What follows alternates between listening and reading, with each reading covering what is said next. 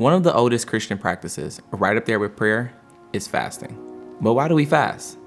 Is it because there's something sinful about food?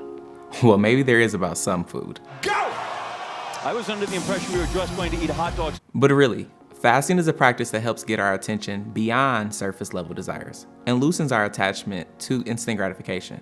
And if it was helpful for people thousands of years ago who had to wait a generation for a sequel to their favorite scroll to come out, how much more helpful is it for us today? Here are 3 ways that fasting helps us follow God more closely.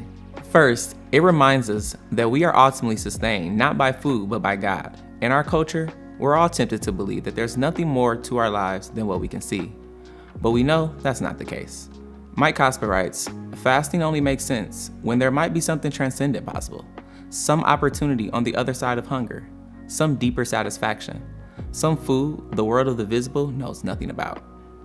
Jesus modeled this while fasting in the wilderness when he said, "Man does not live on bread alone, but out of every word that comes from the mouth of God."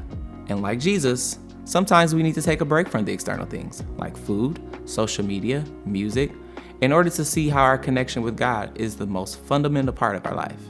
Second, fasting is a way we get our body involved in our spiritual formation. So often, between listening to sermons, reading books, and doing Bible studies, our life with God can get so heady.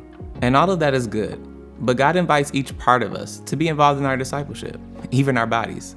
So when you feel your belly grumble a few hours into a fast, or your hand reaching for your phone that you left at home, you can thank your body for reminding you of your need for God and use those feelings as a call to prayer. Lastly, fasting is a way that we can stand in solidarity with the poor. When we voluntarily go without, we're reminded of those all around the world and in our own cities who don't have enough.